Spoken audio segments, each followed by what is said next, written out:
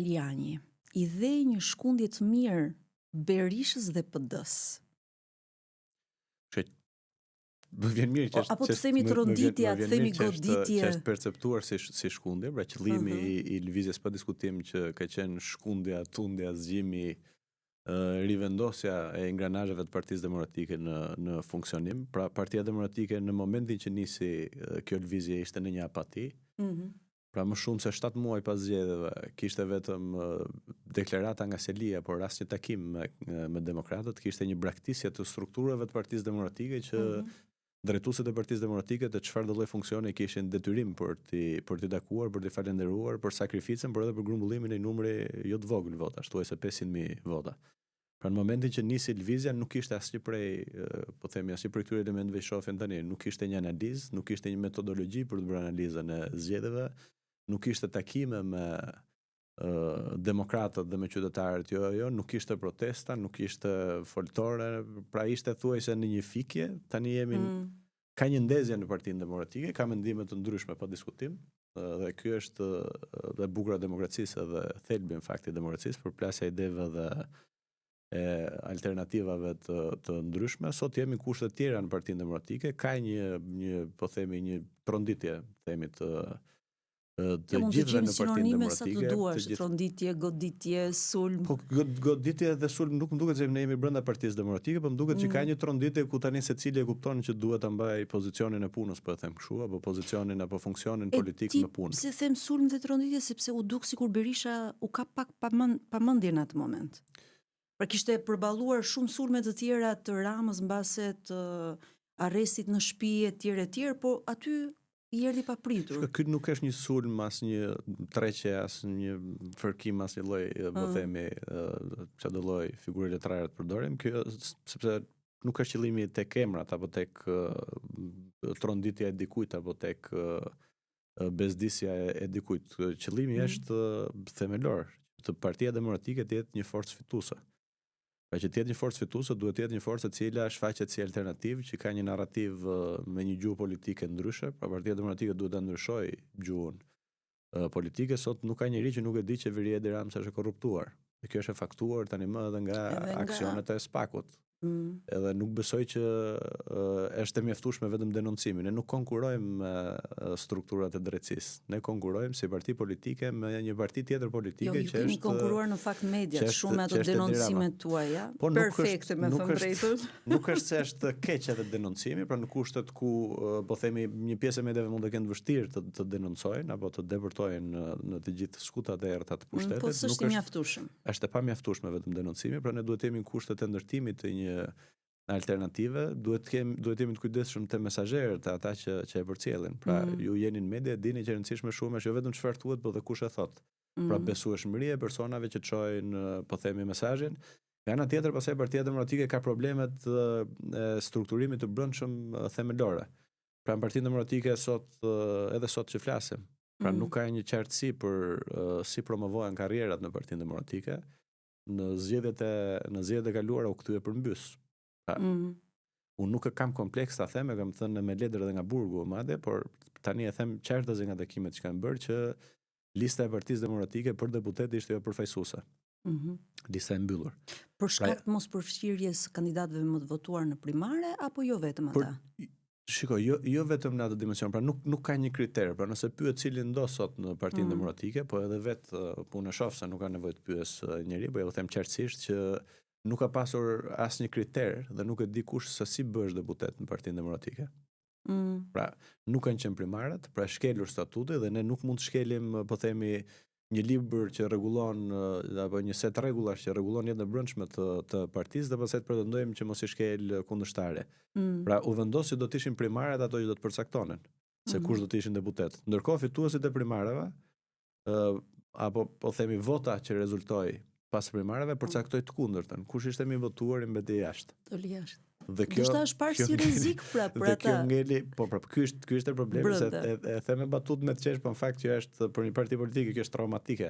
Që ti marrësh, ti vendosesh njerëzit në një garë, të dalin dhe të votojnë demokratët, antarësia, edhe të mobilizohen për të zgjedhur ata që mendojnë që janë më të mirët në parti, Dhe pastaj drejtuesit e partisë të zgjedhin ata që kanë qenë më pak votuarit apo njerëz që nuk u futën fare në votim. Po kundërargumenti i PD-s është që po themi primaret SBA ose në vende të tjera mbase nuk bën thjesht me votën e antarësisë. Po me gjithë edhe me qytetarë të tjerë të përfshirë dhe në një farë mënyre sipas tyre kjo nuk është përfaqësuese. Megjithatë, do kalojmë te PD-ja se për PD-n do flasim gjatë. Vetëm ta sqaroj këtë nëse mund se ka rëndësi. Shiko, ky është një debat që duhet bërë. Pra janë primaret forma durse si zgjidhen kandidatët për deputet apo kryetar bashkie, disa thon po, disa thon jo. Dhe primaret siç organizohen nga Partia Demokratike sot nuk janë përfaqësuese. Po. Por ndërkohë që edhe unë kur kam qenë jashtë kam thënë që duhet gjejmë një formë tjetër, mund të jetë në një po themi sër indikatorësh që përcaktojnë që mund të jetë aktivizimi gjatë viteve, opozitarizmi gjatë viteve, po themi ku diun pëlqyeshmëria në publik nëpërmjet sondazheve etj. Raporti me njerëzit, raporti me qytetarët, takimi etj. Pra në këtë moment nëse përcaktohet kjo, po kjo është e durë, por kur është përcaktuar që kështu siç janë, kjo do të jetë mënyra se si zgjidhen deputetët, atëherë do të qëndrosh kësaj mënyre. Do flasim gjëre gjatë për Partinë Demokratike sepse është e rëndësishme jo vetëm se është partia ku ti aderon prej 2013-s, në mos gaboj, apo më herët? Unë jam qenë fëmijëri, po themi në Partinë Demokratike, por zyrtarisht unë jam aktivist, jam bashkuar në opozit në 2013, kam pasur daljet publike. Pra kur ka ardhur Rama në pushtet. Po kur kemi dalë në opozit dhe ku shumë prej këtyre që tani janë bërë, po themi në funksione të rëndësishme në Partinë Demokratike, janë rikthyer mbas shumë vitesh mungesë në Partinë Demokratike, unë jam bashkuar në opozit me Partinë Demokratike. Pra nuk kam pasur ndonjë përfitim, nuk kam pasur ndonjë kosto. Megjithatë, jo, pyetja është kjo. Në fakt zgjedhjet janë mbajtur në 11 maj apo jo? Po. Dole në këtë reagim që unë t'jap plotësisht të drejtë, sepse praktikisht u premtua që partia opozita në këtë rast, partia më e madhe e opozitës do hapej, gjë që nuk u bë, u bunkerizua ashtu siç u bunkerizua me kandidatët dhe konjunkturën që lideri vendosi, s'ka diskutim, kjo është më së e dukshme. Megjithatë, dole në këtë lëvizje, në këtë reagim 8 muaj thuajse pas zgjedhjeve apo jo? Pse nuk e bëre që muajin e parë kur ju humbët zgjedhjet? Muajin e parë unë nuk kam pas mundësi, se kam qenë izoluar, por kam dalë forma nga më të ndryshme. Kam dalë në korrik, pra thuajse 3 muaj mbas. Okej, pra po e korrigjoj, jo 8 muaj, po 4 muaj. Po ke drejt që ndron pyetje, po thjesht po e them për të qenë korrekt për njerëzit që na ndjekin. Unë kam bërë biseda të gjata edhe me kryetarin e partisë. Pra që biseda janë që janë personale, unë nuk e kam asnjëherë në po themi as si vesh, po kam etik për t'i ruajtur, por ato që kanë qenë në strukturë kanë qenë biseda që unë kam kërkuar ripërtëritjen e Partisë Demokratike sapo kam dalë. Por ndërkohë më shtën që do të ndodh dhe që pritet përfundimi i raportit OSBE Odirit dhe është kërkuar, po themi, se ne jemi në një parti politike, në biseda që sa të përfundoj procesi i po themi daljes të raportit përfundimtar të OSBE Odirit dhe procesi i denoncimit të asaj që quhet farzë zgjedhore apo manipulimi i zgjedhjeve, të mos kishte zhvendosje vëmendje dhe për këtë arsye un kam qëndruar dhe kam pritur derisa ka dalë raporti për të qenë plotësisht etik, për të qenë plotësisht dhe për treguar që interesi im është rritja dhe fuqizimi i Partisë Demokratike, kam pritur atë moment. Pasi doli raporti OSBE Odirit, nuk pati ndonjë reagim. Madje pati për mua hapa që shkonin e bënin Partinë Demokratike më keq. Pra nuk ka një metodologji të përcaktuar qartë për analizën. Nuk ka një pranueshmëri që ore dakord që ky që na vjedh gjithkohon, që ne themi që vjedh zgjedhjet gjithkohon, e ka këtë problem dhe din që gjithë shqiptarët. Po a duhet gjejmë ne tani mënyrat se si ta ndalojmë këtë vjedhje dhe si të vijmë pushtet? Pra është detyrimi i Partisë Demokratike që të gjejë rrugën e dur se si duhet të vijmë pushtet, se si duhet të japi fund kësaj mënyre të ne nuk mund të themi gjithkohon si parti politike, Partia Demokratike nuk mund të thotë gjithkohon që zgjedhje me Edi Ramën nuk ka, dhe pastaj një muaj para zgjedhjeve Edi Ramën do ta mundim kështu se nuk ka ku shkon. Edhe duke qenë Edi Rama në qeveri. Dhe duke qenë se po shkonte edhe disa indikatorë tjerë që janë të rëndësishëm dhe shqetësues shumë për opozitën dhe për Partinë Demokratike, sidomos në zgjedhjet e pjesëme që u bën 5 bashki, ju kujtoj që u bën zgjedhje në Berat, në Vlorë, në Mat, në Tepelen dhe në Corrik. Partia Demokratike pati një rezultat, kandidatët e mbështetur nga Partia Demokratike dhe opozita ndërsi patën rezultat katastrofik. Pra ne po të mbledhësh gjithë votat dhe ti grumbullosh gjithë votat në 5 bashkinë, nuk prodhojmë dot asnjë mandat deputete. Ndërkohë që janë qytete shumë të mëdha. Vlora, Berati. Dhe në këtë sens, dhe pa diskutim pas edhe ajo që quhet që nuk ishte forma dur reagimit në këndvështrimin tim, pra reagimi në momentin e marrjes pandehur të zëvendës kryeministres Belinda Balluku, reagimi i Partisë Demokratike ishte jo i dur. Pra në vend të shfaqte revolt dhe të denonconte fort dhe të mbështeste fort spakun dhe drejtsinë në këtë, bërim foltore parlamentare qytetare o quhet që mbledh shumë pak njerëz. Nuk është ajo forca e reagimit të shoqërisë ndaj korrupsionit, është shumë e madhe apo. Dhe ne ose duhet të bëjmë një gjë mirë. Po, kemë shembuj në rajon plot se si reagohet, kështu që. U pas se si ndodhi në Bullgari. Po e ka mbështetjen PD-ja për ta bërë këtë gjë. Po nëse nuk e ka mbështetjen, atëherë unë jam plotësisht në rrugën e dur për të treguar që opozita dhe njerëzit janë apo opozitarët janë të pakënaqur me qeverinë, po ka një problem Partia Demokratike. Pikërisht e jam duke thënë. Po, ne kemi një problem. Problemi që ka Partia Demokratike e Shqipërisë është që nuk frymëzon, nuk ka besueshmëri për të folur hapur edhe troç, dhe nuk ka kapacitetin e dur organizativ për të protestuar dhe për të reaguar ndaj ngjarjeve në mënyrën e dur. Shoqëria sot dhe ngjarjet e kanë tejkaluar, po themi, opozita dhe ngjarjet po ndodhin njëra pas tjetrës. Mbas skandalit të Ballukut ndodhi skandali i Akshit, që është një përmasave të jashtëzakonshme dhe i tmerrshëm. Dhe indicje të dhëna dhe nga Metaj në intervistën e tij, të cilat duhen verifikuar patjetër. Po pa diskutim, por ai është një dy indicje kanë qenë të sakta, sidomos tuneli, por sidomos është edhe elementi tjetër që në kushtet kur po themi ai është numri 2 i regjimit që quajmë ne, apo është bashkëpunëtor i afërt i Edi Ramës dhe thot disa të vërteta të vetat. Pa diskutim që duhet të ketë një reagim. Pra nuk mund të rrihet gjithkohon me në mënyrë uniforme, pra Partia Demokratike reagon në të njëjtën mënyrë. Del vetëm kryetari i partisë në një konferencë për shtyp të përditshme. Kjo nuk është kjo mund të jetë një mënyrë që tregon që reagon, edhe ne reagojmë në rrjetet sociale, por kjo nuk është mënyra e dur për të rrëzuar qeverinë e Edi Ramës. Bie totalisht dakord me ty, sepse në çdo vend tjetër me këtë skandal, me këto skandale, se s'është vetëm një skandal, patjetër që qeveria nuk do të ishte më në pushtet. Po shikoj, në vend tjetër për të qenë, po themi edhe korrekt. Pyetja e qytetarëve është kush do vi pra. Po ka disa elementë tjerë këtu për të qenë, po themi, plotësisht korrekt nëse flasim, se ne flasim si në kushtet e një demokracie, apo si do jetë, si është teorikisht një demokraci. Në kushtet tjera, skandalet të këtyre përmasave bëjnë që qeveria të dorëhiqet. Pra, ka një përgjegjësi ligjore, të cilën e fakton, pra në politikë është përgjegjësia ligjore që e ka detyrë organet e drejtësisë që ta faktojnë, fajin. Është edhe një detyrim tjetër dhe një përgjegjësi tjetër që është përgjegjësia morale, që në kushtet kur ka akuza, jo më akuza publike në botë, jo më kur ka akuza zyrtare nga prokuroria speciale, qeveria jep dorëheqjen, se nuk është një rast. U bën tani qindra raste të zyrtarëve më të lartë, të ministrave më të rëndësishëm. Eksponentë PS-s janë në burg se jashtë në kuptimin base figurativ, eksponentët më të rëndësishëm tani janë po themi në probleme me drejtsinë. Kështu që në këtë kuptim duhet kishim një dorëheqje të qeverisë. Nuk ndodh kjo.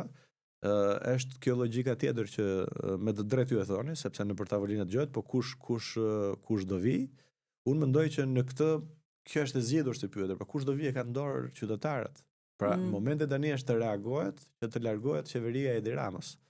Dhe momenti pasaj se kush vjen, e ka prapë në dorë qytetari ai që thotë që po kush do vijë. Të vetë votoj vetë, duhet të ketë besueshmëri tek forca e vet, tek forca e votës. Dhe nëse bën të gjithë qytetarët bashkë, nuk ka politika, po themi, politikanët janë të punësuar qytetarëve, nuk është e kundërta, se këtu duket sikur politikanët kanë marrë në punë qytetarët dhe sillen me arrogancë, me prepotencë, sikur ju kanë në gjë në dorë. Në fakt qytetarët i kanë politikanët në dorë. Bie dakord, nuk mund të them të kundërtën, po unë e shoh që ti do ta shmangësh raportin tënd personal me Berishën, në kuptimin e mbas edhe të bisedave që mund të kesh pasur me të, mirë po Partia Demokratike është Sali Berisha, Ervin. Kështu që unë dua të di a je përpjekur ti plotësisht, a si e ndjen veten, e ndjen ti tradhtar veten të përpjekjeve që mbase ose të atij parimit për të luftuar aty ball për ball. Shiko, tradhtar duhet të jetë kushdo që ka dhënë fjalën për diçka dhe nuk e mban. Pra, tradhtia ka të bëjë me devijimin nga disa parime të caktuara që janë, po themi, të bashkëdakorcuara. Unë jam luftëtar për demokratët cilët janë pa përfaqësuar. Pra tradhtar është cili do prej funksionarëve të partisë, sidomos prej rrogtarëve të partisë, që ka marrë përsipër të sjellë pushtet demokratët, raport me demokratët them, po dhe në raport me shoqërinë që ka besuar, me shumë qytetarë tjerë që nuk janë parti politike dhe nuk i ka sjellë pushtet. Pra narrativa e Partisë Demokratike para zgjedhjeve ka qenë që ne do ta mundim Edi Ramën sidoq të jetë, nuk na vjedhët votat apo jo. Tani çka kam thënë unë edhe nuk e kam mbajtur, se unë jam koherent, edhe te kjo që ju thoni që unë nuk e lidh me individ, sepse nuk mendoj që ka pronësi. Partitë politike janë prona publike, janë, po themi, asete të rëndësishme të publikut dhe kanë pronësi publike. Nuk duhet kështu fare, nuk duhet kështu fare. Opozita kjo nuk më ndalon mua që si i rin politik, por edhe si njëri që ka mendësi perëndimore, jo vetëm të aspiroj, po të bëj ç'është e mundur dhe doja dal që të jetë ndryshe. Që politika në Shqipëri të jetë si politika në të gjithë vendet e perëndimit ku ne, po themi, shohim ku kemi yllim polar dhe i shohim si model. Nuk mundet dhe unë prandaj e kam shmangur. Kjo nuk është një çështje emrash. Kjo është një çështje parimesh. A është Partia Demokratike sot fituese? A ka forcë reaguese? A ka narrativën e dur? A është alternativë qeverisë? A ekziston ky perceptimi me drejtë që po ikën ky, po kush të vi? Si mund të krahasohemi ne mbas 13 vitesh në opozit me Edi Ramën që ka 13 vite që nuk po ligje pa shkatruar në Shqipëri. Pra fakti që ne mbas 13 vitesh edhe krahasohemi nga qytetarët, apo ekziston ky perceptim është shkatruese për opozitën apo jo. Dhe në këtë dimension unë jam, po themi, besniku më i madh i demokratëve dhe njëri që ka vendosur interesat po themi, interesat të demokratëve dhe të shoqërisë për te interesit personal. Unë interes personal, unë isha drejtues politik prap, do të isha drejtues politik, kështu siç ishte. Një narrativ që qarkullon me që po flasim për interesa personal është që qef mbetjet që mund të kesh pasur për mbasi sjelljen që kam pasur në raport me ty gjatë kohës që ke qenë në burg, me promovimin tënd etj. Shikon, këto janë akuza, jo se i besoj unë këto. Dakord, po këto janë, po themi, teori konspirative që ka njerëz besojnë toka është e sheshtë. Po, dakord. Mund të besosh atë, po ku kam kërkuar unë diçka, se unë po e them prap, unë nuk kërkoj asnjë funksion në Partinë Demokratike, kështu siç është Partia Demokratike. Madje me qenë se e thon këto, t'ju them tjetrën që unë nuk kam pranuar asnjë funksion pa u ripërtërir Partia Demokratike. Sepse nëse nuk ecën, po themi, ku di unë, nëse unë them që duhet ta ngrem një peshë të caktuar, na duhet vinç, dhe sepse ka shumë ton peshë, dhe thonë që ne 10 veta mund ta ngrem me dorë, unë vetë edhe unë 11 aty do dukem edhe unë pak i mangët apo jo. Pra unë nuk e kam kërkuar këtë, po e them prap, nuk e bëj për një funksion kështu siç është Partia Demokratike, bëj për të ka telefonuar Berisha, Ervin? Unë nuk kam komunikuar në këtë periudhë me kemi komunikuar vetëm nëpërmjet në mbledhjen e kryesisë. Ku kemi pas këtë që thonë që përballen. Po pra, domethënë në rast se do të kishte ardhur një telefonat nga Berisha. Nëse do të kishte ardhur një telefonat nga Berisha. I kam thënë të njëjtat gjëra, por prandaj po them që unë të njëjtat gjëra që them publik i them edhe në takime personale, i them edhe në takimet e kryesisë. Jo, nëse do të kishte thënë, shiko, kërkesa jote është legjitime, është e drejtë, hajde ta diskutojmë, mos e dëmto siç mund ta perceptojnë ata Partinë Demokratike, po themi. Unë mendoj që Partinë Demokratike e dëmton cilido që do të ruaj status quo. Status quo-ja në Partinë Demokratike i intereson vetëm Edi Ramës, kundërshtarit.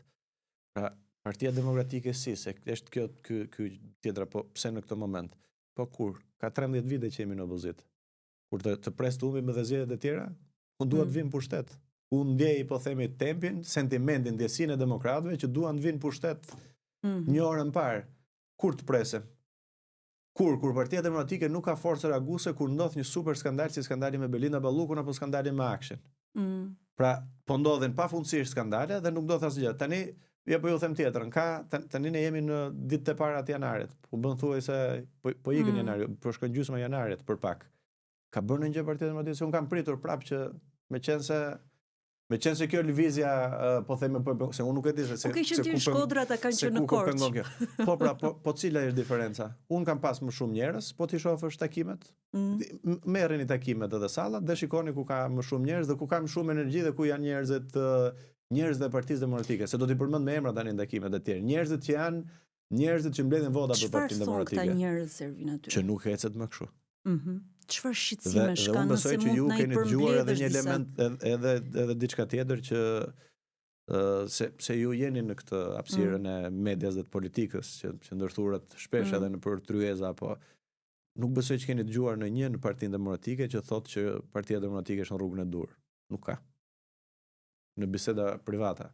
Asaj në publik, shiko, unë nuk bëj dot që t'jem ndryshe. Gjithmonë do ketë njerëz edhe nëse do jeni nesër në pushtetët, pa kënaqur, me qef mbetje. Jo, po a ka ndonjë që është i kënaqur? Se të pa kënaqur ka pafund. Janë ata që janë aty brenda, shumë të kënaqur madje. Po për çfarë? Për rrogën. Unë nuk po them për pushtet. Po pra, Partia Demokratike nuk mund të kthejë dhe të shpërdorojë jetët e 500.000 njerëzve që kanë votuar për të prodhuar 50 rroga. Kjo është fatkeqësi e madhe. Dhe nuk mundet që të fryen si kaposha, jo të gjithë, një pjesë e kolegëve janë po themi me integritet, pa diskutim, por një pjesë e kanë marrë qyl, nuk mund të fryen si kaposha se kanë një po themi kanë një privilegj caktuar që nuk e kanë mira demokrat tjerë që përballen me represionin e qeverisë. Kështu që në këtë kuptim kjo është e dëmshme dhe çfarë nuk shkon me Partinë Demokratike është mungesa e meritës, është gjua politike jo e dur, është inkoherenca. Nuk ka koherencë. Çfarë thotë në mëngjes nuk thotë në darkë. Nuk ka organizim dur, nuk ka përfaqësim dur, nuk bën përpjekje për bashkim. Shikoni ju që s'ka asnjë përpjekje për bashkim. Dhe pastaj, kur nuk bën përpjekje për bashkim, si mund të flasim për hapje? Nuk ka hapje. Dhe Partia Demokratike, po ta shohësh në përfaqësimin e saj, ka shumë pak element të rinj. Një parë të ketë element të rinj Partinë Demokratike, po element që vijnë nga po themi nga shoqëria, që prodhon shoqëria, që mund të jenë nga akademia, që mund të jenë nga biznesi, që mund të jenë nga profesionet e ndryshme. Ai kanë hapësira të mbyllura. Kështu që pyetja është që çfarë shkon sot në Partinë Demokratike. Pra në një kuptim mund të jetë po themi me drejtuesit, se ata e përvojsojnë. Mund të ketë një farë sensi denoncimi, po, pra me raste dhe këto, ka raste që duken selektive, që janë problematike. Ose ka raste kur lihet salla e kuvendit edhe nuk votohet kundër për X projekt ligj. Janë gabime. Apo ja.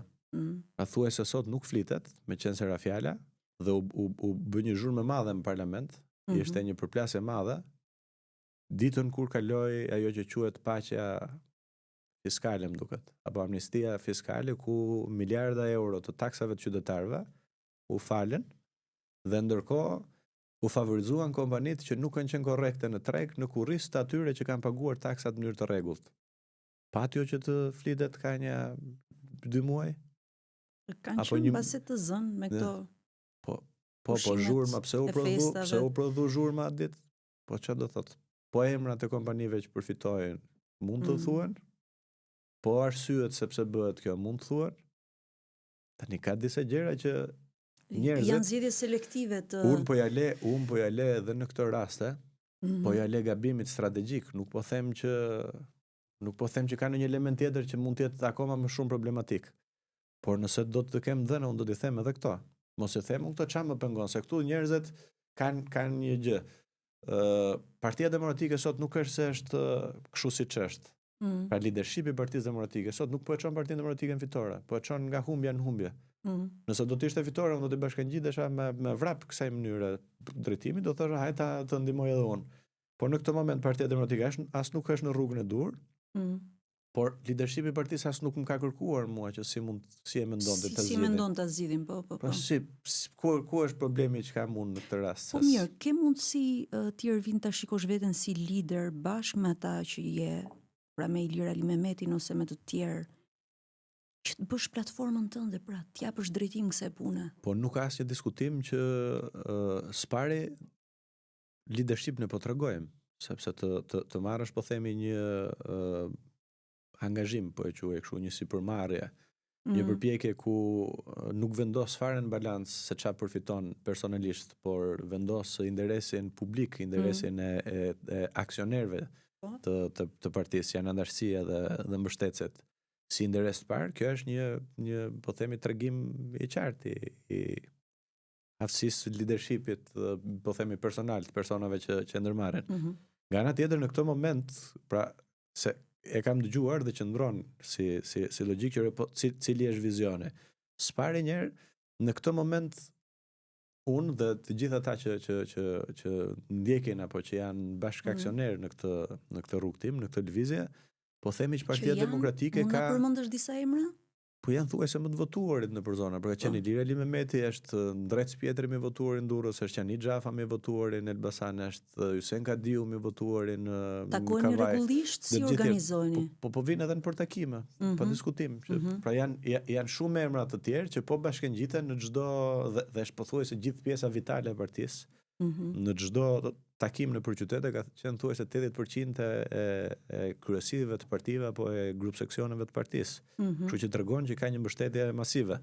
Dhe ky është momenti ku ne duhet të themi një që ç'a nuk shkon, sepse ne po themi ka disa gjëra që nuk shkojnë, disa tjerë po thonë këtu gjërat po shkojnë vaj.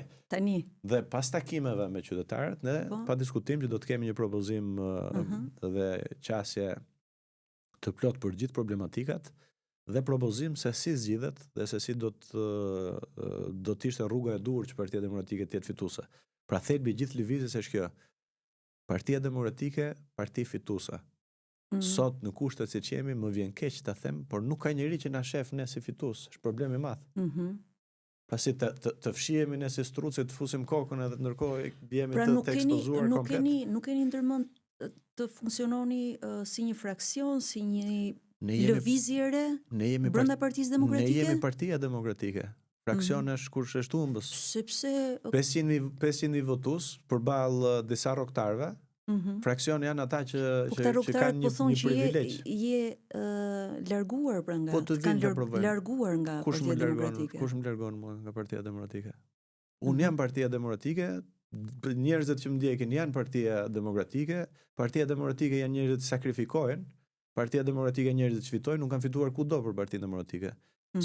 Ata që humbin sistematikisht janë turp për Partinë Demokratike, nuk janë nder apo krenari, nuk janë as Partia Demokratike, se Partia Demokratike është një parti që ka në ADN fitoren. Ka lëvizjen, ka përplasjen, ka idet, ka zhvillimin, ka narrativën tjetër. Si mund të krahasohemi ne me këto? Janë disa njerëz të cilët fatkeqësisht privilegjet personale i shohin sikur t'i kenë pronë dhe mendojnë që po ju ndryshojnë këto privilegje. Po ja u them sot që Partia Demokratike sot nuk është siç ishte para se sa të nisja këtë lëvizje, dhe Partia Demokratike në fund të kësaj lëvizje nuk ka për të qenë më njësoj. Pra këtë ta garantoj. Ka për të qenë më mirë. Nuk ka për të qenë njësoj. Këtë ditë ta them. Njësoj do. Pastaj do ta shohim. Thotë edhe që po do ta shohim atë, do ta them. Po njësoj nuk ka për të qenë. Partia Demokratike do të jetë ndryshe. Nëse këto propozime që do jepni ju dhe që me të drejtë do të vinë nga analiza që do bëni dhe në takim me njerëzit, PD-ja i merr dhe i hedh në kosh. Po nuk është se është kaq kollaj, sepse Partia Demokratike leadershipin tuaj pra. Nuk ka mundësinë që të hedhin në kosh mira demokrat. Ju e shihni që janë mira. Pra një takim ka mira demokrat, jo më të gjithë takimet që po duket që janë. Sa njerëz keni pasur pak a shumë deri tani? Nuk po them, më thuaj numrin eksakt, po për të ditur sa njerëz ju janë bashkuar. Fatmirësisht sallat 10 numre dhe kanë qenë plot. Përveç saj kanë qenë edhe njerëz jashtë. 2000, 3000. Dhe përveç saj nuk du ty në shifra se nuk dua të jem abuziv. Të them 300.000. Dhe në këtë sens ne nuk kemi ftuar, po themi, edhe qytetarët. Ne kemi ftuar strukturën e Partisë Demokratike dhe antarësitë të Partisë Demokratike. Por nuk kemi bërë takime me qytetarë. Dhe masiviteti apo themi gatishmëria për të marrë pjesë në takime, apo dhe kërkesat na kanë kërkuar që të bëjmë këto takimet. Pra përzgjedhja e vendeve ku un kam shkuar deri tani ka qenë mbi bazën e kërkesave që ka bërë struktura e Partisë Demokratike për takim. Kështu që ka qenë pjesa më vitale, Mirë, mund më të të qëndrojmë rëndësishme. pak këtu, të qëndrojmë vetëm një pyetje këtu. A e ke organizuar takimin në Elbasan me ndihmën e Suel Çelës? Do janë gomarrëdhiqe pastaj. Që s'vlen as shiko, Partia Demokratike u kam thënë sy dhe këtë po e them. Kam pas akuzë drejtuesit të kryetar, nën kryetar, 3 drejtuesit kryesor kanë pas akuza të tmerrshme në lidhje me këtë personazh. Me Suel Çelën në Elbasan apo. Dikush ka akuzuar dikë që ka vrarë një njeri dhe janë bashkë sot aty. Dikush ka akuzuar tjetrën që jo takimet, po mbledhjen e firmave ka bërë ky personazhe, ndërkohë që ku hy unë këtu. Dhe personi që e akuzoi sekretari i përgjithshëm me emër, që është kryetari i grup seksioni, Andi, i reagoi duke i thënë disa të vërteta, ashtu siç i keni parë edhe se nuk du të hyjnë emra se do kaloj lajmi komplet aty, po i keni parë reagimin. Dhe kanë nxjerr foto me këtë person në fushat. Ka thënë që po si jam me atë unë kur kam qenë me ty, se ka qenë foto ngjitur këtu me sekretarin e përgjithshëm. Personi që akuzoi si koordinator të grupeve kriminale ishte ngjitur me të. Pra nëse është kështu i bie tjetër me të, ç'pun kam unë. Takimi është organizuar nga struktura e Partisë Demokratike dhe ka pasur reagim nga deputeti më i votuar apo kandidati më i votuar i Qarkut, zoti Qeni Xhafa. E keni po e them për mbledhas që ka thënë nëse ju e vërtetoni dhe keni një provë që ne kemi këtë gjë ne triqemi nga kjo punë. Po nëse ju i hidhni akuza dhe baltosni njerëzit me pa drejt siç po bëni edhe në këtë rast, atëherë mbani përgjegjësi dhe hapni krahun. Sepse unë kam zgjedhur që politikën ta bëj ndryshe. Se kush ka probleme dhe lidhje me krimin dhe kush ka damka të vendosura që nuk kalon dot, nuk ka përcen dot kufi të caktuar, shqiptarët e din, kështu që po nuk du aty te këto se nuk du ta kthej një betejë ad hominem me emra, por dua të qëndroj tek idet. Dhe unë nuk e kam as pak të vështirë, unë e kam të vështirë të qëndroj i përmbajtur, se për të dalë në sulm, të qëndrojmë të idet, pra. Të qëndrojmë të idet. E kam të kollajt dhe do vi dhe ai moment, sepse ndryshimet nuk vijnë pa reagime. Jo, s'ka diskutim. Të qëndrojmë të idet është e the pak më parë që jeni duke takuar njerëz, duke marrë propozime, duke kuptuar, duke bërë një analizë. Megjithatë kam përshtypjen që ti ke një analizë tënde. Se si mundet të rrëzohet kjo qeveri me këto skandale dhe se si mund të ecë opozita më mirë. Para. Po shikon, ne kemi cilat janë ato gjërat e para që duhen bërë pa humbur kohë. Ja po ju them nga duhet të nis. Partia Demokratike ka frikë nga fituesit. Partia Demokratike i zhduk fituesit. Partia Demokratike promovon humsit, sepse do të justifikoj pamundësinë e fitores përballë autokratit nëpërmjet votës. Keni parë ju se nuk do t'i përmend me emra për etik, po keni parë ju Qarku Kuksit është fitues. Keni parë në një drejtuesin politik të Qarkut në një promovim nga Partia Demokratike? Edhe të tjerë zona, Mirdita ose Mirdita, Kurbini, Tropoja, Kavaja, Kruja dhe Fushkruja, mbas 20 vitesh.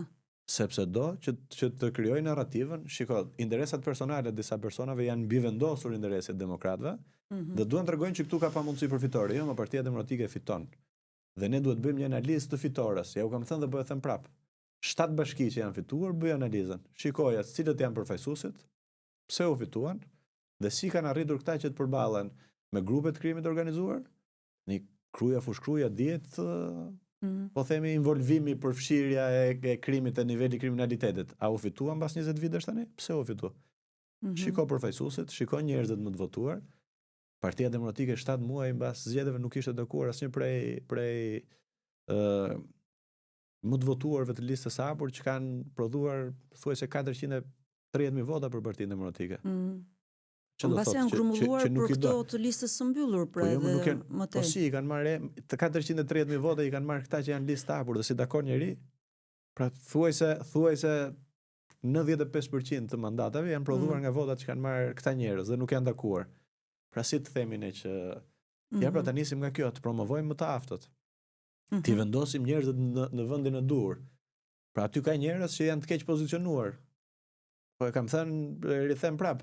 Po ta marrësh me qenë se njihet botërisht edhe sporti i njohur futbolli, po ta marrësh Lionel Messi dhe ta vendosësh sport, do dalë lojtari më i dobët në botë. Po ta vendosësh sulm aty ku është më mirë i botë ai. Ne nuk mund vendosim portierin sulmusin portier.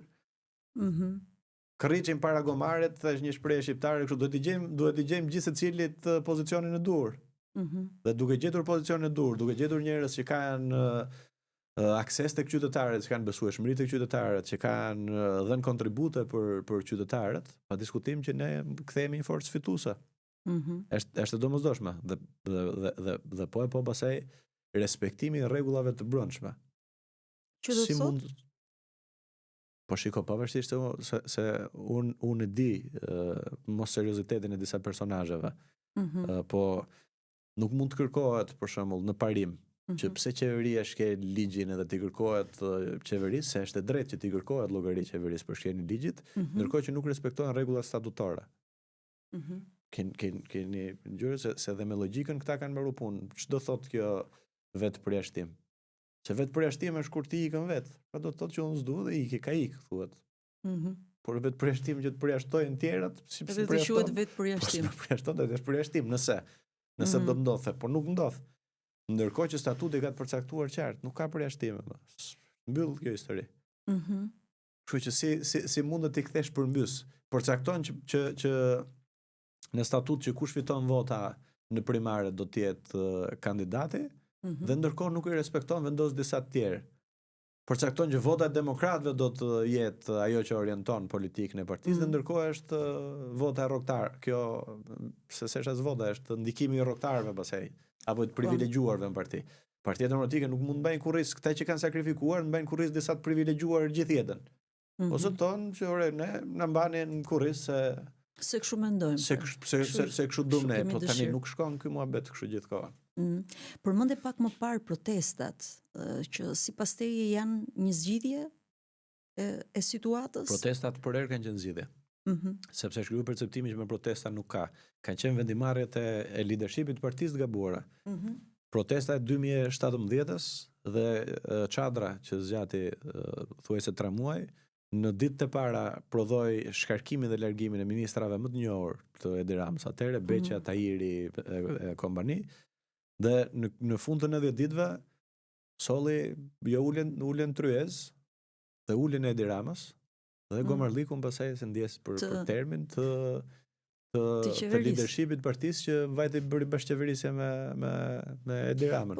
Por protesta e solli rezultatin e vet. Dhe protesta dhe reagimi i qytetarëve e sjell. Patë iku gjithë qeveria në Bullgari me protestë masive. Po protesta me 50 veta, edhe po duhet bërë, po themi, monument për cilin do që proteston kushtet e një regjimi në Shqipëri. Pra unë respektoj cilin do, por ama nga ana tjetër unë nuk kam kompleksin të them, me 50 veta janë disa zona që kanë lagje të mëdha, për shembull në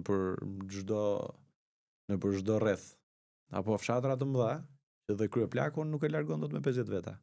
Sikën e se kam shumë. Bën 51 ai, bën 101. Pra ne nuk mund ta zbresim logjikën e protestës në reagim, sepse ne jemi Partia Demokratike, nuk jemi një parti e vogël, nuk jemi një shoqat. Partia Demokratike nuk është shoqat. Unë mbaj mend takimin me shoqatën e gjuetarëve në Korçë në vitin 2021 në zgjedhje, që kishin si një reagim proteste ndaj moratoriumit në atë kohë të gjuetisë. Të famshmit, po. Edhe shoqata e gjuetisë kishte 200 veta vetëm Korçë. Protesti takova 200. Si mund të ketë Partia Demokratike e Shqipërisë 3 herë më pak se shoqata gjuetarëve të shoqata rajonale gjuetarëve Korçë. Po mbase Partia Demokratike nuk është dakord për protestat. Jo Partia Demokratike, ndjes, leadershipi i Partisë Demokratike. Se Partia Demokratike jemi ne. Po bëri mirë që më korrigjove dhe të shpresojmë të jetë kështu. Mbase po pret këtë skenarin i qeverisë teknike, pse të lodhet? Se po qarkullon ky skenari i qeverisë teknike, një qeveri të mundshme teknike. Shiko, qeveria teknike në këndvështrimin tim është teknike ka një term që këtu duket si bashkëqeverisje, po një qeveri tranzitore e vendosur dhe këtu Partia Demokratike duhet jetë e qartë. për mendimin tim duhet një qeveri në Shqipëri, duhet një qeveri tranzitore, për shkak se Shqipëria ka 30 e ca vite me ndonjë përjashtim të rrallë, 2 herë mund të ketë një lloj dakordësie 2005 dhe 2013, nuk ka pasur pranim të rezultatet të zgjedhjeve. Dhe për t'i dhënë fund kësaj, duhet gjetur një mekanizëm i një qeveri tranzitore siç e ka Maqedonia e Veriut, për shembull, që 3 muaj përpara zgjedhjeve vendoset një qeveri tranzitore që kujdeset për mbarvajtjen e zgjedhjeve. Dhe kjo mund të jetë jo një logjik emrash, jo një logjik që hajde po kërkojmë në çdo moment një gjë, por një logjik e vendosur në kushtetut që një herë 4 vite të ndodh kështu, kush do të jetë qeveri. Të jetë Partia Socialiste apo të jetë Partia Demokratike. 3 muaj para zgjedhjeve të vendoset kjo, pastaj qeveria teknike apo qeveria tranzitore apo qeveria kujdestare, si do qoftë, duhet arrihet me presion. Sepse cili është mekanizmi që e realizon, se unë nuk do bëj populizma kot. Cili është mekanizmi që realizojmë ne si Parti Demokratike rrëzimin e Edi Ramës dhe sjelljen e një qeverie teknike. Teoria është kjo që do vi presidenti i nderuar Trump ta heq Ramën, po këtu s'ka nevojë të kërkojmë gjë fare ne. Nëse vjen, do vi vet. Mirë se të vi. Mirë se të vi dhe do vi vet, po cili është roli që kemi ne? Roli që kemi ne është të presim Perëndin apo Perëndin në tokë që janë Shtetet e Bashkuara, apo Perëndin në qiell që është Zoti madh? Pra po të jetë kështu, cili është roli që kemi ne? Unë them që ta rrëzojmë ne do bëjmë përpjekjet dhe unë mendoj kështu. Dhe duhet të jemi koherentë se do jemi prapë dhe ne jemi prapë në hapësirën publike. Që qeveritë largohen me forcën e popullit, me forcën e argumentit që të bindet populli dhe të frymëzohet populli dhe me njerëzit e duhur. Pra, kjo është e vërteta. S'ka një formë tjetër. Nuk ekziston një formë tjetër. Po themi të presësh të bjerë vetë qeveria. Ekziston, e thash pra, nëse Zoti e madh apo Zoti në tokë ka diskutime tjera që vjen prej fatit, prej logjikave, se në këtë them Zoti për një forcë madhore.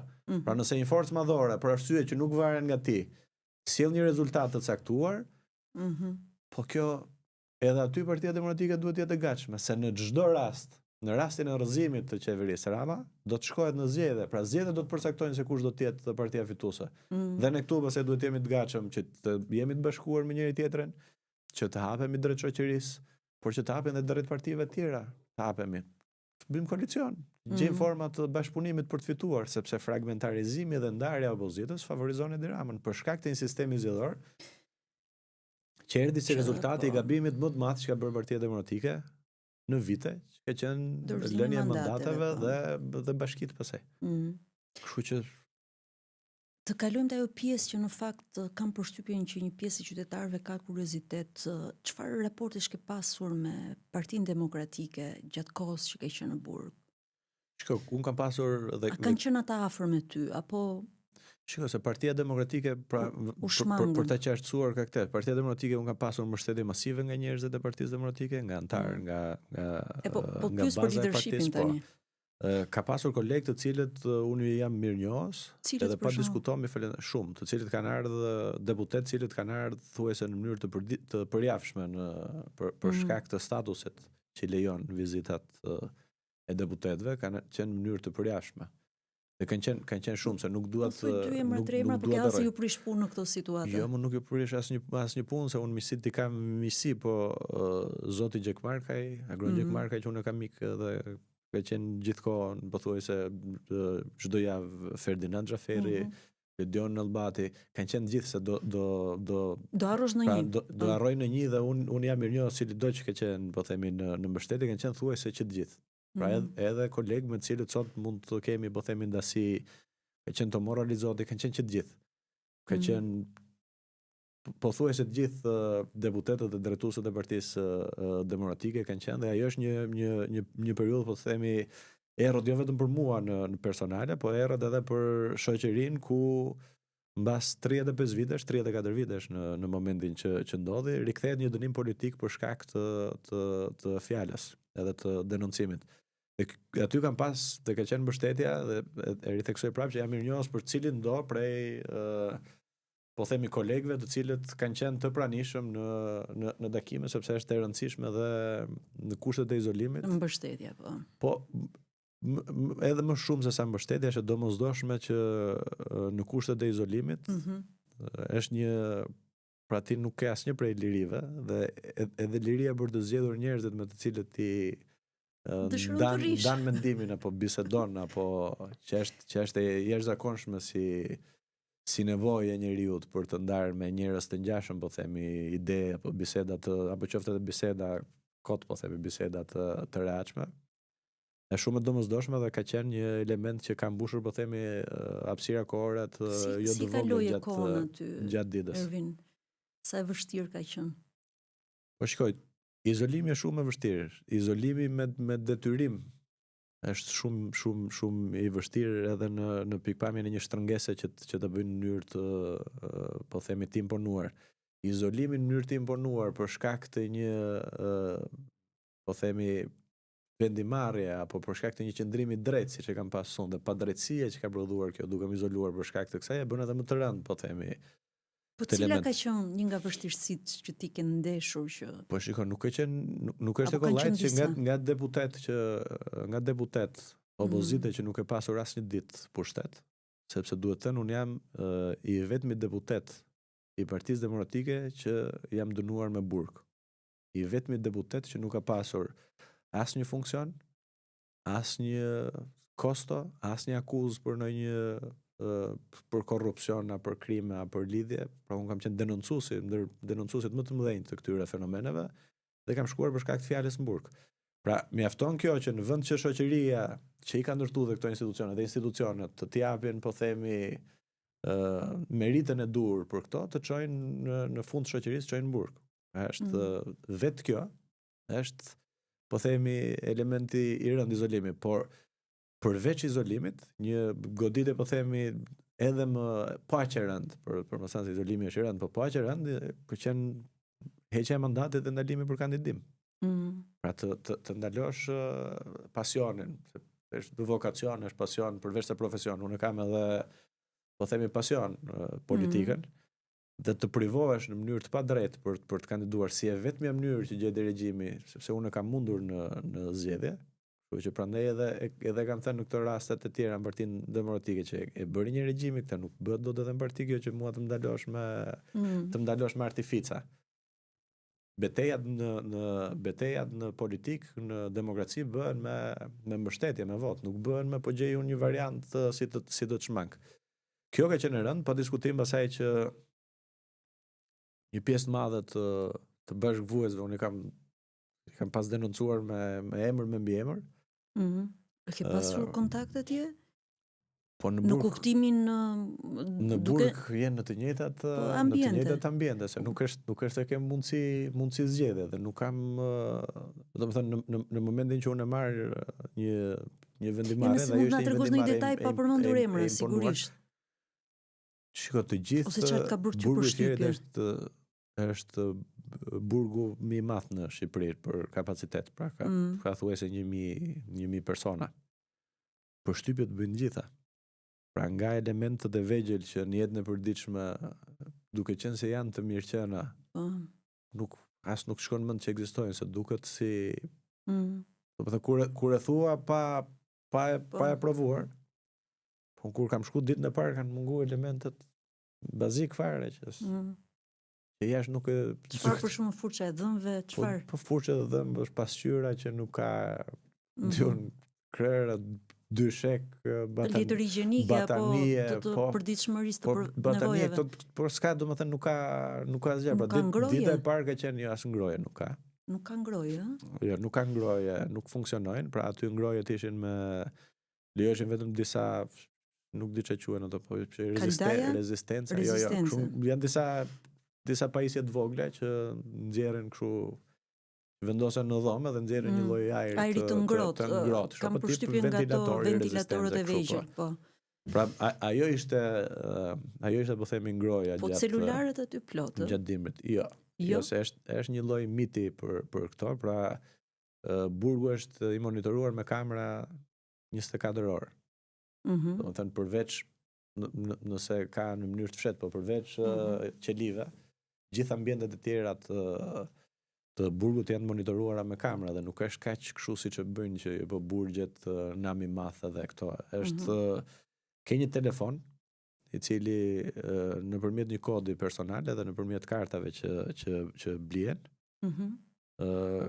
ke në mos gaboj deri në 7 ose 8 numra që mund të telefonosh nga ai telefon. Pra ky është telefoni që ke, por janë 8 numra që po themi dakordsohen nga drejtoria e burgjeve. Që mund t'i marrësh në çdo kohë apo një herë në javë? Jo, mund t'i marrësh me orare të caktuara. Me orare të caktuara dhe ndërkohë dihet që ato janë të monitoruar dhe të përgjuara gjatë gjithë kohës. Por janë si gabinat që kanë qenë në rrugë më përpara. Po. Pra paga shumë. Që li orarin dhe shkojë flisje me njerëzit tu. Fut numrin e caktuar dhe kjo është mundësia e komunikimit, por nuk është ky elementi që nuk lejohen, po themi, televizor të mëdhenj, televizor të vegjël. Çfarë shikoj ti gjithë asaj kohë? Të gjitha kryesisht lexoja. Pra përveç ditëve të javës që po themi ka pas vizita nga miq, siç e thash, edhe gjatë ditës ka pas një kalim të një periudhe të caktuar koha në takime, që ka pas lexim, futboll, palestër, pa diskutim që të gjitha pasaj ekranet, se nuk e ça bën gjatë darkës, por kryesisht kam qenë i fokusuar tek leximi, se debatet kanë qenë vështira për t'u përballuar, duke qenë aktiv vetë, duke qenë se kur jam jashtë i shkruan dikujt kur lexoj ose dëgjoj një debat. Shikoj, është çfarë të them, gjitha emocione, ankth, përpjekje për treguar, sepse kur për shkak të profesionit për të lidhje, kur jam jashtë shkruan me dikë, flet me dikë, je në debat. Pra e shpreh pak atë. E shpreh, ndërkohë që kur je aty dëgjon njëri thotë kështu, tjetri thotë ashtu, etj, është ka qenë më vështirë dhe përballimi i po themi i ndjekjes së debateve. Se edhe ngarkesa emocionale është ndryshe, të kuptojmë, por nuk është një gjë si ndjekjet. Po mbaje Ervin gjatë kohës shënime? Ditar po themi, apo ke pasur mbas edhe frikën se mund të lexoheshin? Jo, më nuk kam frikë se që duhet lexohesh, unë nuk merrem unë nuk jepja porosi për drogë. Për këtë leadershipin që keni formuar tani. Kështu që kam mbajt shënime, pra thuaj se kam prodhuar një libër, i cili nuk po e zbar dot sepse është pra nuk po e zbar dot për ta botuar, po besoj që do ta botosh? Po pa diskutim. Po kur planifikon që do apo do prisësh pak edhe një lloj feedbacku nga takimet me demokrata apo do jetë vetëm për burgun? Nuk ka lidhje me ta, to janë po themi impresionet të mia personale apo element të një këndvështrimi tjetër botës nga kushtet e izolimit të botës tonë, po themi të Shqipërisë tonë, të shoqërisë, të elementeve që kanë bëjnë Si do ta titullosh? Me liri dhe të drejtat. Ende nuk e di, por kam po themi kam shkruar thuajse të gjithin.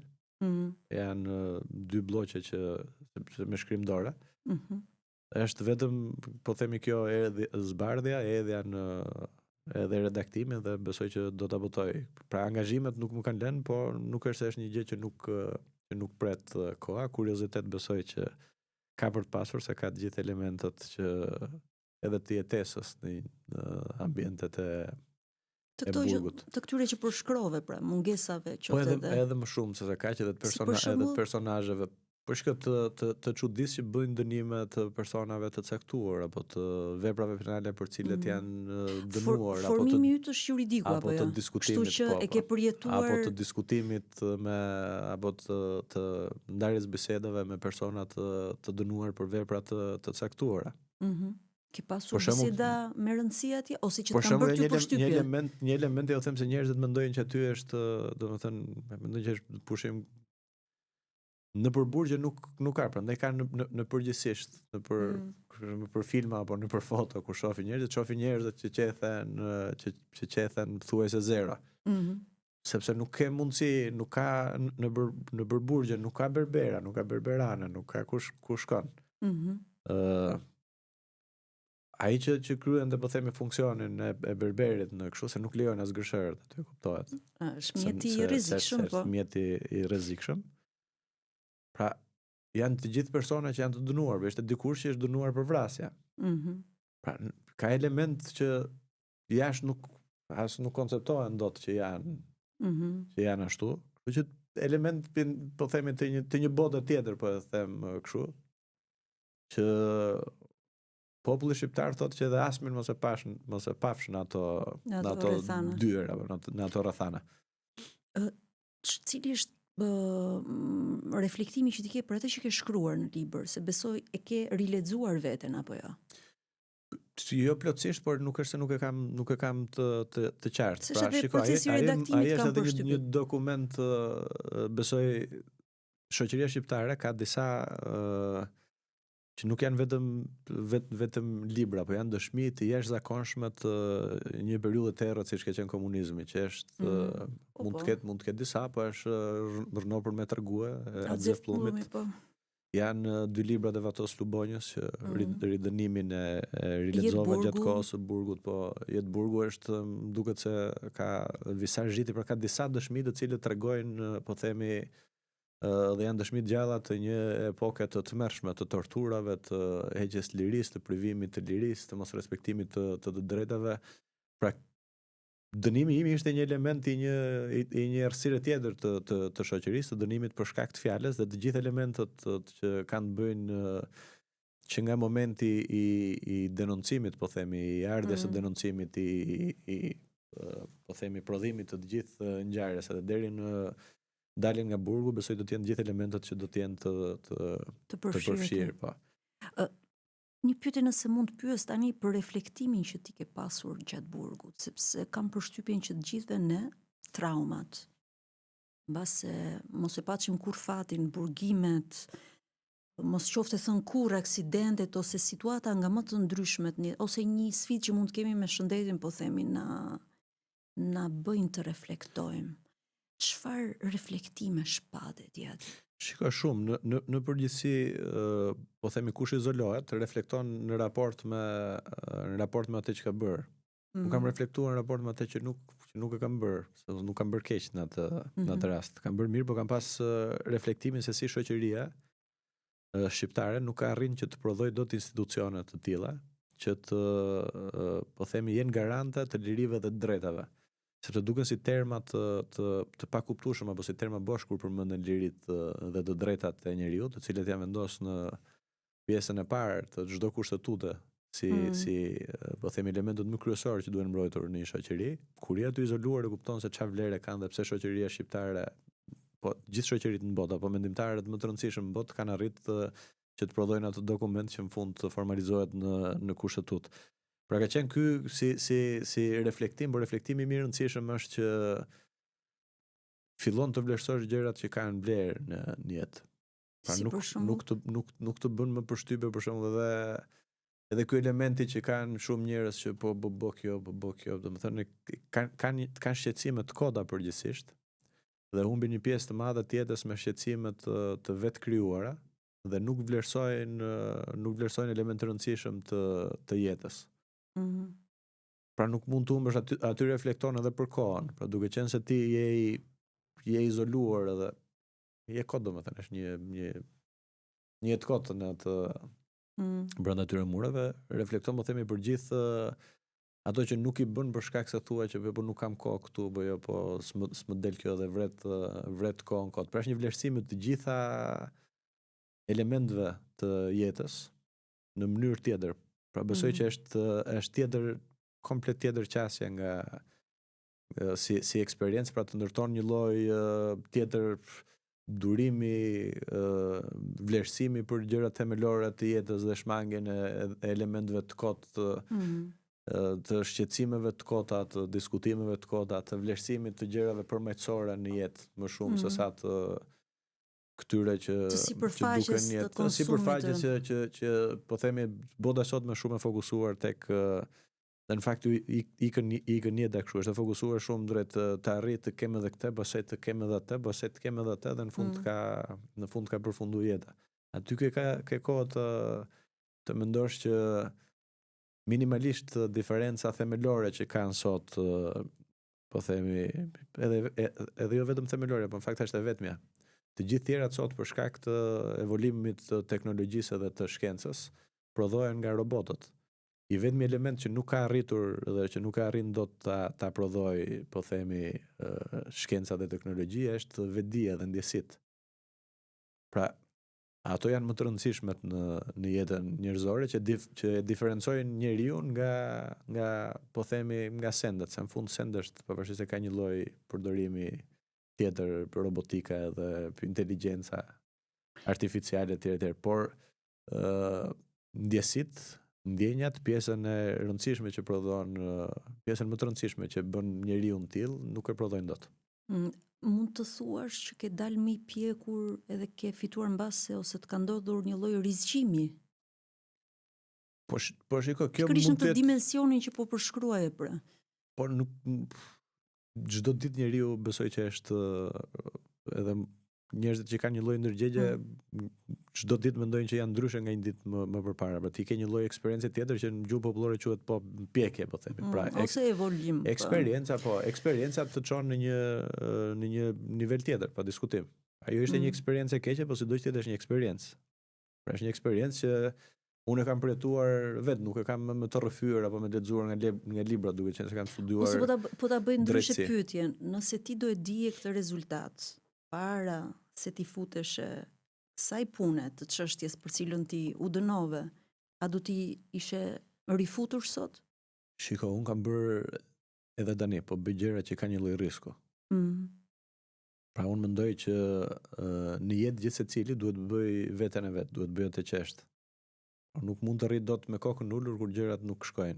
Unë nuk rri dot me kokën ulur kur dhe të mos reagoj, për shkak se shoqëria ka vendosur këto elemente të shtrëngues që në fund prodhojnë frikën. Pra sot fatkeqësisht në të gjitha institucionet, jo vetëm shtetërore, dhe këtu prandaj them fatkeqësisht që është edhe në opozitë në disa dimensione, tentohet qeveriset nëpërmjet frikës, jo nëpërmjet arsyes, nëpërmjet argumentet. Pra unë përpiqem që këtë element ta shmank dhe e kam treguar që nuk më imponojnë dot pra nuk më friksojnë dot. Kështu që pa diskutim që një gjë që mendoj që është e drejtë do ta bëja edhe 1 milion herë tjera, dhe po, do ta bëja pa asnjë diskutim, sepse kam bërë gjën e dur duke denoncuar të gjithë bandat kriminale që sot janë një pjesë e madhe janë të arrestuara për shkak të aksioneve të SPAK-ut.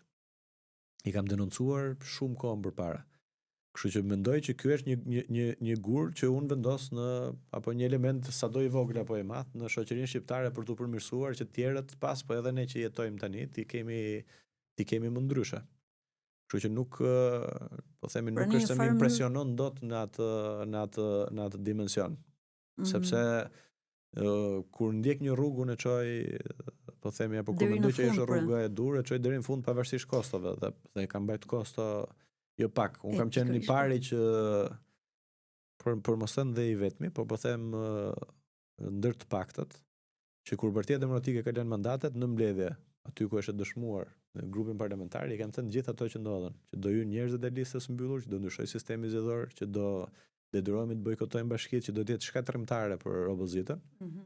Dhe arris ka pas, sepse pata përplasje sa më shmangën nga zgjedhjet e 2021-shit, unë shkova prapë ngrova njerëzit në Korçë për treguar që të zgjedhin qytetarët dhe nuk të zgjedh leadershipi i partisë për tyre. Pa unë nuk kam pasur një rrugë ku unë kam hyrë për shkak kam hyrë edhe në politikë apo në jetë për shkak se po themi kam pas ndonjë përgdhelje nga dikush apo kam pidike. Unë kam hyrë me betejë. Mbajtje kostove se.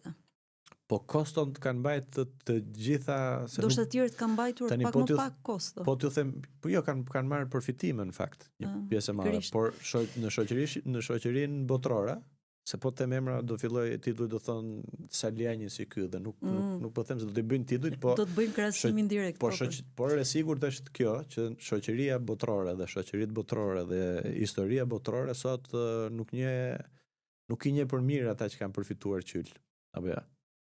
Shoqëria botërore mban mend edhe ka të skalidur në historinë e vet, ashtu si dhe historia shqiptare, ata që kanë guxuar. Bota është të guximshmëve. Po ata që kanë guxuar dhe ata që kanë bërë sakrifica, pra sakrificat që kanë bërë për ndryshuar shoqëritë e veta, Mandela, Gandhi, pafundësisht njerëz në Po botë. parashikoj tani titujt e disa mediave që mund të jenë Luteri etj etj çfarë me këta, si Gandhi, si nuk e di pse po më vjen vizualisht, po kam përshtypjen që një pjesë e mediave edhe do ta fshehin bisedën tonë, s'ka diskutim. Unë po them, por nuk ka rëndësi, edhe këtu unë po them që shoqëritë transformohen duke pas njerëz guximshëm që bëjnë hapa të caktuara për të ndryshuar, se nuk po them janë vrarë njerëz të tjerë. Janë vrarë përpjekja për të drejtat dhe liritë civile në Shtetet e Bashkuara të Amerikës solli kosto të mëdha për ata që disa u vranë apo jo. Fatkeqësisht. Kështu që në këtë kuptim shoqëria evolon duke pasur njerëz të cilët e treqin përpara, nëse të gjithë rrinë me kokën ulur apo shohin punën e vet. Unë po rri se të siguroj këtë gjën time, po mirë, unë po rri se jam në rregull me këtë. Nuk ecim dot përpara dhe cilësia e jetës për gjithë nuk është e mirë. S'ka diskutim. Ta mbyllim një pyetje të fundit, çfarë plani keni në gjithmonë nëse ti nuk ke diçka tjetër për të thënë, se çfarë plani keni me takimet, me Do të vazhdojmë takimet, do të vazhdoj takimet, për të qenë qartësisht, po unë do të vazhdoj takimet në çdo cep të Shqipërisë, duke qenë kudo ku ka shqetësim, por kudo ku më kërkojnë demokratët, por edhe për jo vetëm po themi në takime që janë të dukshme dhe që duken që janë takimet masive me sallat plot, fatmirësisht, dhe kjo duhet thënë se ndonjëherë disa gjëra duhen thënë edhe vet kur për të kuptuar nuk ka pas këtë lloj masiviteti asnjë lloj lëvizje në Partinë Demokratike në 35 vite. Një lëvizje që bëhet, po themi, kundër leadershipit të partisë apo jo. Pra nuk ka pasur. Dhe fakti që ka një lëvizje të tillë ka pritshmëri të mëdha, dhe unë nuk do t'i zhgënjej pritshmëritë e askujt për të bërë të mundur ripërtëritjen e ndryshimit në Partinë Demokratike, për të bërë Partinë Demokratike fituese.